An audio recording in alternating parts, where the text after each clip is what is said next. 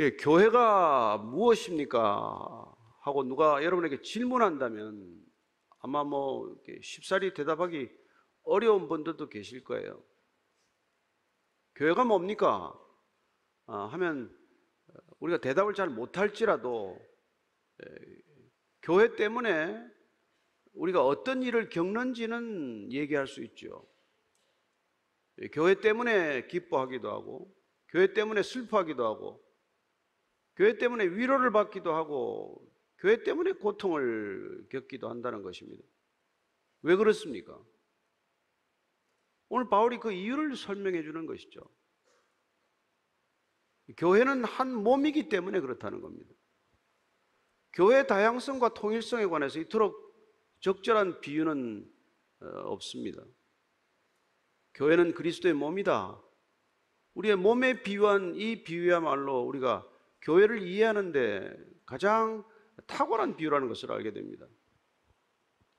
먼저 12절입니다. 몸은 하나인데 많은 지체가 있고 몸에 지체가 많으나 한 몸임과 같이 그리스도도 그러하니라. 네. 몸은 하나인데 우리 몸 안에는 많은 지체가 있다는 것입니다. 뭐 여기 뭐 의사분도 계셔서 혹시 뭐 해부학을 전공하거나 하시는 분도 계시겠지만 얼마나 많은 몸에 지체가 있는지 우리 다 모르죠. 뭐 지체의 각 부분의 이름도 다 잘 모를 거예요. 그러나 어떤 지체이건 그 지체들이 나라는 하나의 인격체를 이루고 있다는 것을 압니다.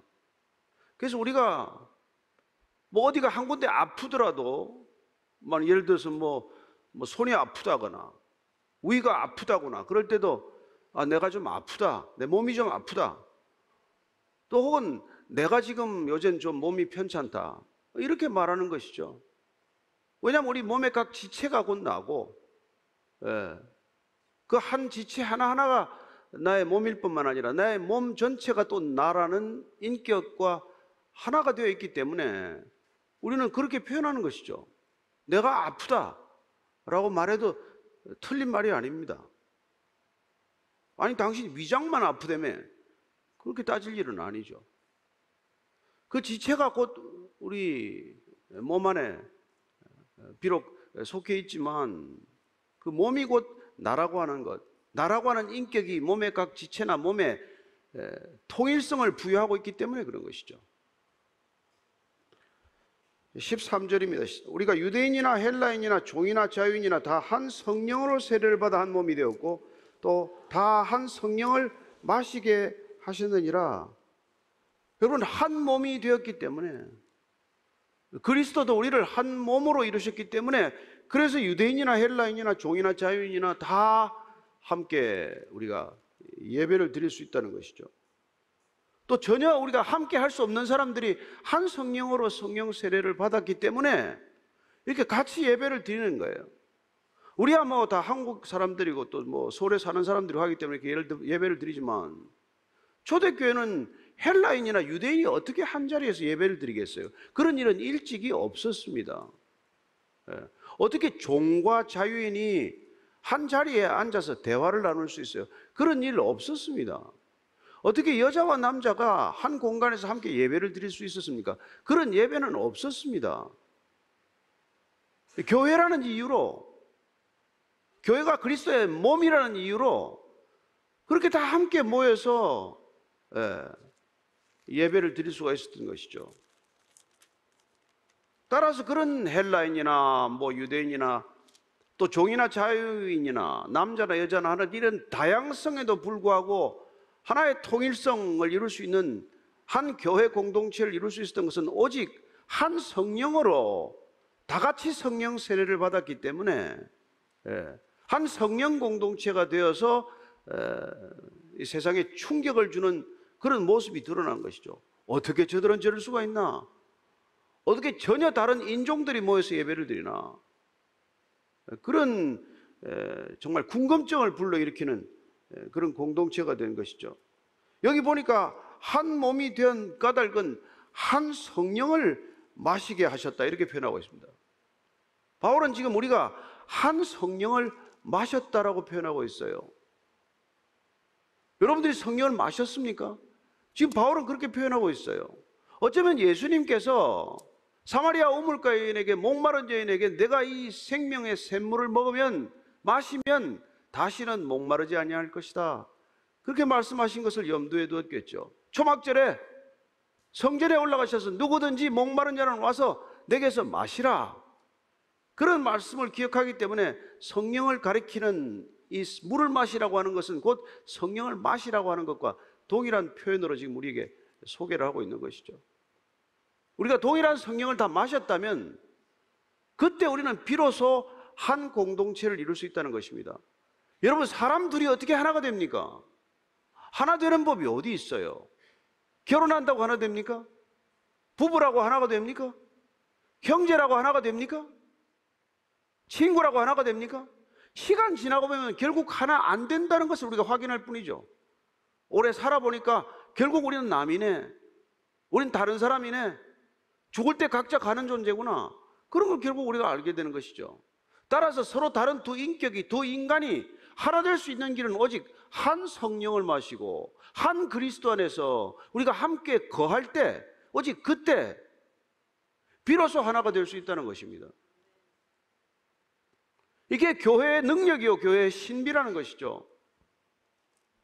그래서 14절부터 17절까지입니다. 시작. 몸은 한 지체뿐만 아니라 여럿이니 만일 발이 이르되 나는 손이 아니니 몸에 붙지 아니하였다 할지라도 이로써 몸에 붙지 아니한 것이 아니요, 또 귀가 이르되 나는 눈이 아니니 몸에 붙지 아니하였다 할지라도 이로써 몸에 붙지 아니한 것이 아니니 만일 온 몸이 눈이면 듣는 곳은 어디며 온 몸이 듣는 곳이면 냄새 맡는 곳은 어디냐. 몸은 하나지만은 지체가 여럿이라는 거예요. 지체가 여럿. 예. 몸이 하나지만은 지체가 여럿이라는 것은 지체의 다양성에도 불구하고, 많은 지체에도 불구하고 통일성을 잃지 않는다는 얘기죠. 그게 신기한 것이죠. 이렇게 다른 사람들이 모인데도 불구하고 통일성을 잃지 않는다는 것, 그게 어떻게 가능하냐는 것입니다.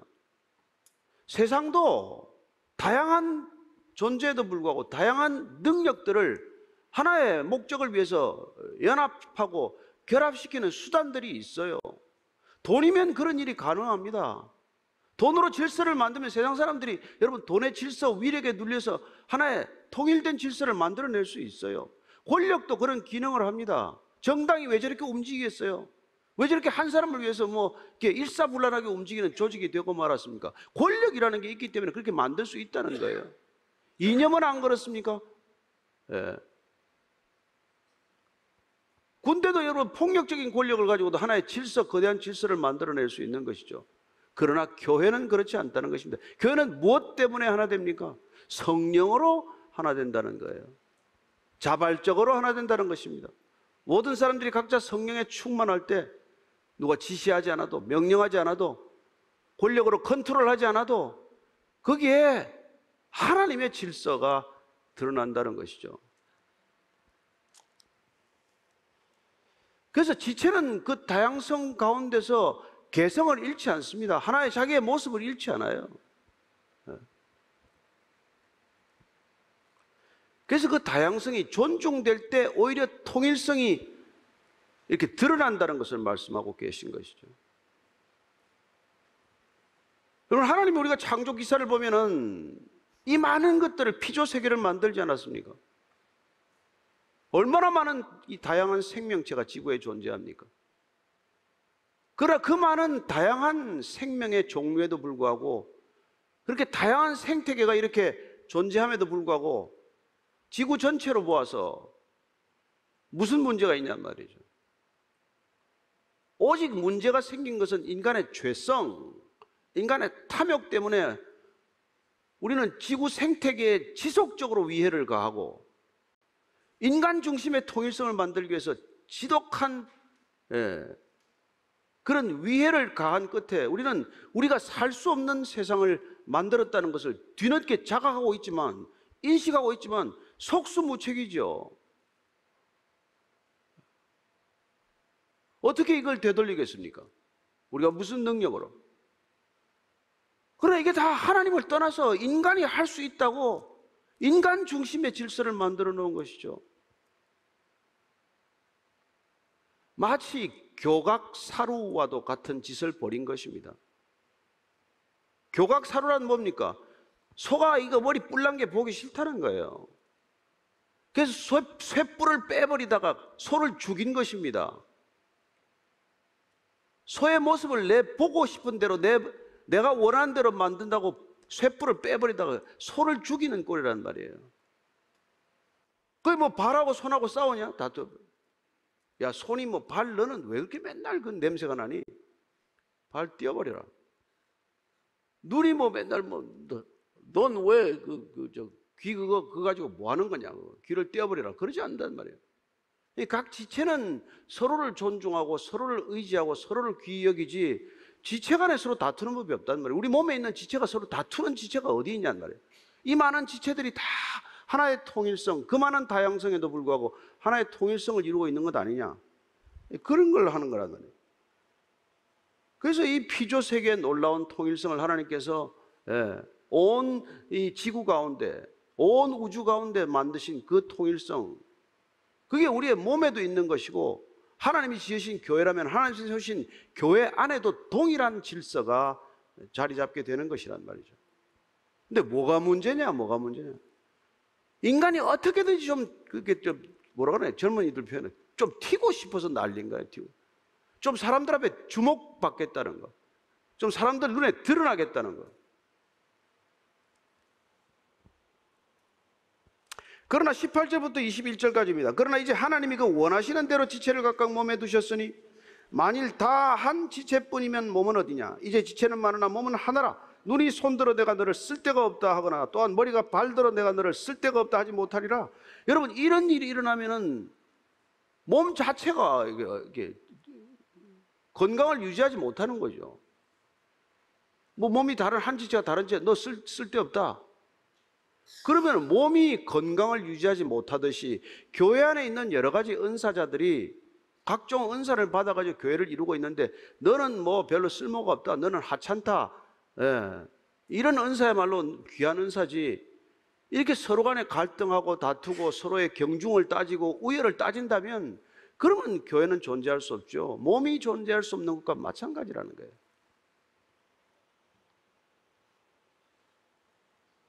그래서 여러분, 이 다양성을 존중하면 다양성도 지켜지고 통일성도 생겨나지만 다양성을 무시해서 내 원하는 대로 자꾸 이렇게 하게 되면 다양성이 죽을 뿐만 아니라 통일성도 죽게 된단 말이에요.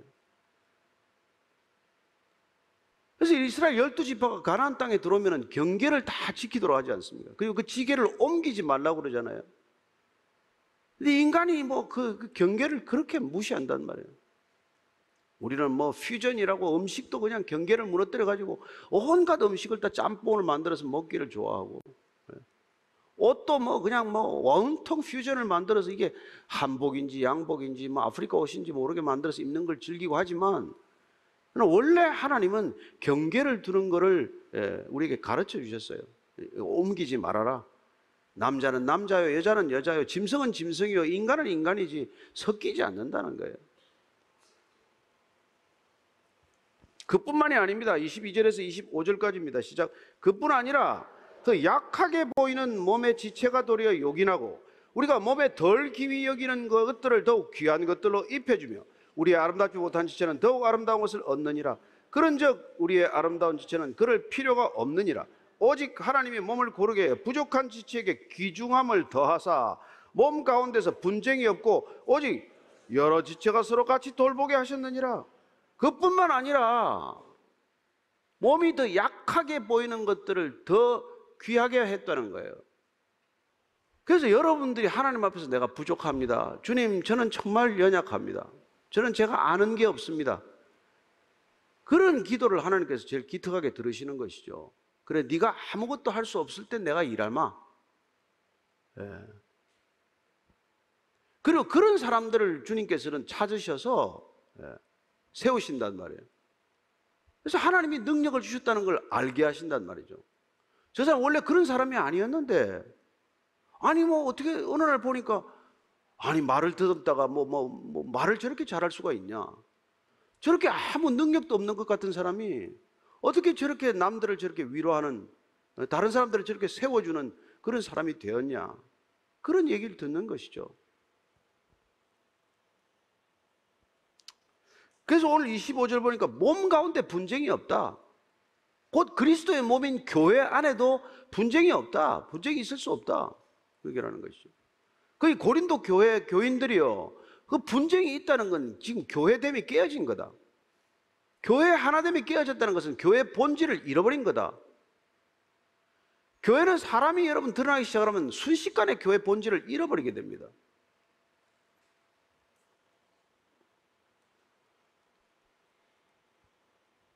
내가 능력이 없고 은사가 없어도 하나님께서 우리를 한 몸으로 이렇게 만드셨기 때문에 한 공동체 안에서는 다 연결되어 있단 말이에요.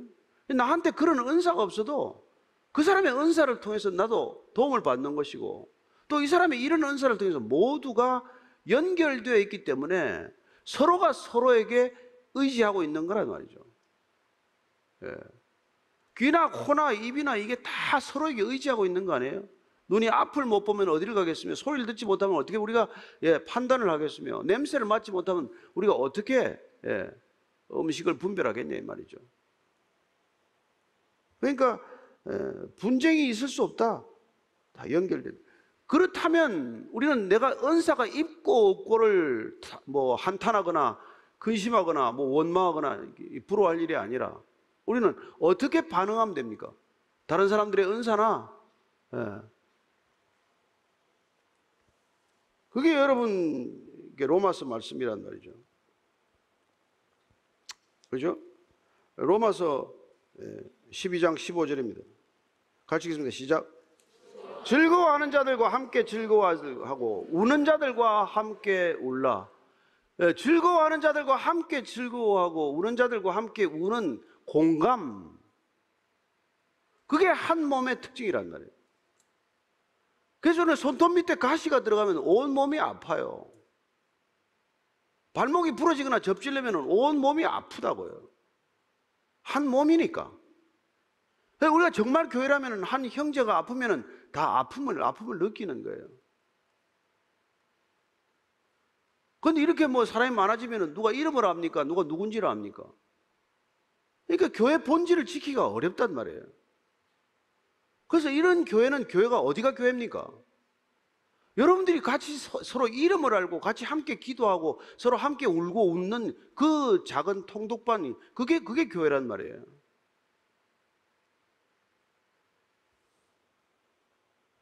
그래서 그 교회가 예배를 드려도 주님은 그런 예배를 더 기뻐 받으신단 말이에요. 함께 울고 함께 웃는 공동체가 예배를 드려야 그게 하나님 기뻐 받으시는 예배지. 이름도 서로 모르는 사람들 앉아가 우리가 예배 드리는 걸 어쩌면 주님께서는 그게 예배인가 이렇게 갸웃갸웃하지 않겠어요? 아무도 아파도 아픈 줄도 모르고 누가 기뻐도 아무도 기뻐하지 않는 그런 공동체를 어떻게 교회 공동체로 할 수 있겠냐? 당연히 그런 거 아니에요. 한 몸이라는 걸 느끼지 못하면. 가시가 들어도 아무데도 아프지 않다. 그러면 그 큰 병든것 아닙니까? 온 몸에.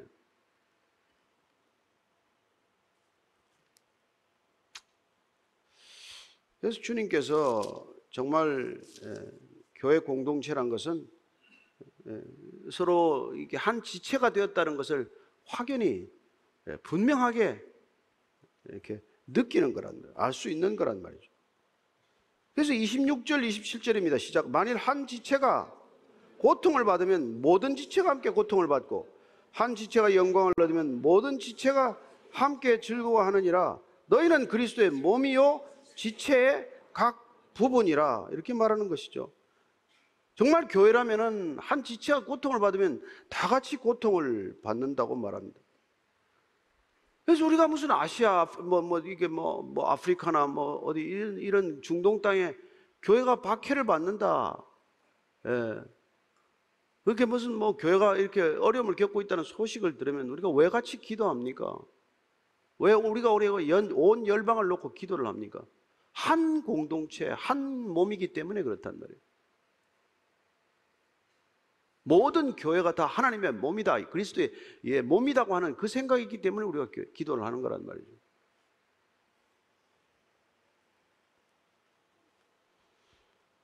그리고 한 지체가 영광을 얻으면 모든 지체가 함께 즐거워한다고 말합니다. 우리가 슬픔도 같이 나누지만은 여러분, 누군가 기뻐하는 걸, 기쁨을 나눌 수 있다면 여러분 얼마나 기쁜 일이 많겠어요. 근데 실제로 그렇습니까? 누가 기뻐할 일이 생기면은 아이고 좋겠다, 뭐 그냥 시큰둥하단 말이에요. 누가 뭐 아픈 일이 생겼다 그러면은 그래, 병원 가면 되지 뭐. 이런 태도로 우리가 살아간다면은 우린 정작 교회를 이루고 있지 않거니와 교회를 경험하지 못하고 있거니와 교회가 주는 엄청난 능력도 모르거니와 교회가 가지고 있는 위대한 영광도 모르고 지나가는 거나 마찬가지죠. 그래서 우리가 여러분 통독반 예배를 잘 드리라는 거고, 무별 예배나 시선 예배를 정성스럽게 드리라는 거예요. 예. 우리가 한 형제의 자매들과 함께 울고 함께 웃는 걸 경험하기 위해서 그런 걸 하는 거란 말이에요. 그냥 주일날 왔다 갔다 하는 거, 이건 여러분 종교 행사나 마찬가지 아니에요, 사실상. 이게 여러분들을 그리스도인 되게 하는 게 아니란 말이에요. 최소한의 그리스도인의 행세는 하게 할지 모르겠지만, 정말 여러분들이 정말 가슴을 쓸어내리면서 누군가를 위해서 기도하고, 예? 교회 공동체를 위해서 슬퍼하고 근심하고, 이런 여러분들 경험이 없다면 교회를 경험하지 못한 거죠. 그리스도의 몸이 뭔지를 아직 모르는 것이죠. 이걸 모르기 때문에 계시록 3장 17절 주님께서 이렇게 나무라시는 거예요. 시작. 내가 말하기를 나는 부자라 부요하여 부족한 것이 없다 하나 내 곤고한 것과 가련한 것과 가난한 것과 눈먼 것과 벌거벗은 것을 알지 못하는도다. 나는 부자다, 부족한 게 없다, 부요하다, 이렇게 말하지만은, 야, 내가 보니까 주님께서 말씀하니까 너는 곤고하게 짝이 없구나, 내 영혼은 보니까 병들었구나, 너는 가련하구나, 불쌍하구나, 가난하구나, 벌거벗었구나. 주님이 그렇게 말씀하신단 말이에요. 이거 지금 라오디게아 교회를 향해서 하시는 말씀이지만은 이 시대에 이런 교회가 없습니까? 겉만 보면은 건물이 부족합니까? 뭐가 부족하겠어요? 하드웨어만 따지면은 그런 호화스럽고 장중한 건물이 없겠지만, 그러나 어쩌면 거기서 예배드리는 우리 같은 성도들을 향해서는 너희들 그렇게 불쌍하게 짝이 없구나, 그렇게 말씀하실 수 있다는 것이죠. 그래서 우리가 교회는 돈으로 세우는 것도 아니고 제도로 세우는 것도 아니고 힘과 권력으로 세우는 게 아니잖아요. 교회가 무슨 회사입니까? 교회가 무슨 군대입니까? 교회가 무슨 정당입니까? 교회는 여러분 하나님이 주인이시고 예수님이 머리가 되시는 유기체적 공동체, 몸이다, 몸. 이 얘기를 지금 계속하는 것이죠. 그 몸은 어떻게 세우느냐? 그게 28절부터 30절까지 시작. 하나님의 교회 중에 몇을 세우셨으니 첫째는 사도요, 둘째는 선자요, 셋째는 교사요, 그 다음은 능력을 행하는 자요, 그 다음은 병 고치는 은사와 서로 돕는 것과 다스리는 것과 각종 방언을 말하는 것이라. 다 사도이겠느냐? 다 선자이겠느냐? 다 교사이겠느냐? 다 능력을 행하는 자이겠느냐? 다 병 고치는 은사를 가진 자이겠느냐? 다 방언을 말하는 자이겠느냐? 다 통역하는 자이겠느냐? 이런 은사들이 다 필요하다. 특별히 이렇게 첫째, 둘째, 셋째를 해서는 여러분 사도, 선지자, 교사라고 했지만 이건 주로 복음을 전해야 하고 복음을 가르쳐야 하고 복음으로 성도들을 양육해야 되기 때문에 앞에 내세웠죠. 교회됨을 유지하는 능력들이지, 이게 무슨 우선순위를 위해서 첫째, 둘째, 셋째 한 게 아니에요. 그 다음에는 능력 행하는 자, 병 고치는 자, 서로 돕는 자, 다스리는 자, 방언 말하는 자, 이런 여러 가지 은사들이 고루고루 다 있지만 이 은사 다 얘기한 겁니까? 총 목록 일람표입니까? 아니에요. 일부 은사들만 고린도 교회에 나타난 걸 말하는 것이죠. 네. 그렇다면 이 은사들이 다 한 사람이 다 선지해야 되느냐? 다 방언을 말해야 되느냐? 아니지 않냐? 네. 그래서 31절 이렇게 결론을 내는 겁니다. 시작. 너희는 더욱 큰 은사를 사모하라. 내가 또한 가장 좋은 길을 너희에게 보이리라. 이런 은사들이 다 있어야, 이런 은사들이 다 합쳐서 교회를 이루는 거란 말이에요. 말씀을 전하는 사람, 가르치는 사람, 특별히 그 당시에는 교사가 왜 중요했냐면 성경이 없으니까, 이게 사도들이나 선지자들이 떠나고 나면 교사들이 가르쳐야 돼요. 성경이 없으니까. 성경 말씀을 교사들이 일러줬기 때문에 교사의 역할이 컸고, 그 교사의 큰 역할 틈새를 치고 들은 게 거짓 교사들이란 말이에요. 자기 마음대로 성경을 왜곡해서 가르친 사람들이 있었다는 것이죠. 그리고 이제 여러 가지 은사들 중에서 오늘 바울이 제일 끝에 방언의 은사를 제일 꽁지에다 뒀어요. 여러분, 성경은 순서가 중요하다는 거 아시죠? 왜 방언을 제일 끝에 뒀겠어요? 방언 때문에 문제가 생겼으니까. 방언 때문에 교회가 소란스러워졌으니까. 예. 그런 은사 다 한 사람이 가져야 되느냐? 모든 사람이 가져야 되냐? 그럴 필요 없다는 거예요. 그렇게 말하는 건 잘못된 거라고 지금 얘기하고 있는 것 아닙니까? 여러분들이 어떤 은사가 눈에 두드러진다고 해서 다 그 은사를 원하고 그 은사를 갖기를 원한다면 그게 제대로 된 거냐고 지금 따지는 거랑 마찬가지죠. 그래서 더욱 큰 은사를 사모하라. 그러니까 첫째, 둘째, 셋째를 사모하라는 겁니까? 아니에요. 하나님의 교회를 위해서 더욱 헌신할 수 있는 능력을 구하라는 뜻이고, 예. 더욱 큰 은사를 사모하라는 게 여러분, 내게 없는 남한테 주어진 은사를 사모하라는 게 아니에요. 어떻게 하면 더욱더 열심히 신실하게 내가 맡은 바 은사를 더욱더 교회를 위하여 덕을 위하여 할 것인가를 구하라는 거예요. 그래서 고린도서 13장으로 넘어가기 위해서 지금 브릿지를 하나 걸어놓은 거예요. 그 은사란 무엇이냐? 은사가 정말 은사되게 하는 것, 은사가 참된 의미를 지니게 하는 것이 사랑이라고 하는 은사다. 그게 고린도서 13장의 요지예요. 그 사랑이 없다면 그 모든 은사가 다 무슨 소용이 있겠냐? 그 얘기를 하기 위해서 지금 한 줄 걸쳐놓고 지금 넘어가는 것이죠. 그래서 다음 주에 또 설교는 계속될 것입니다. To be continued. 여러분들이 더 큰 은사를 사모하는 게 무슨 없는 은사를 사모해라, 저 은사를 강구하라, 이게 아니라 여러분에게 이미 주어진 것을 가지고 어떻게 하면 교회를 위하여 신실하게 섬길 수 있는지, 남의 그 질투하지 않고, 남의 그 부러워하지 않고, 남의 그 비판하지 않고 그냥 각자에게 주신 은사대로 잘 섬기면 하나님 나라가 잘 이루어질 줄로 믿습니다. 그게 교회라는 것을 잊지 말고 한 주간의 삶 가운데 그런 삶의 태도가 교회 밖에서도 연장되기를 축복합니다.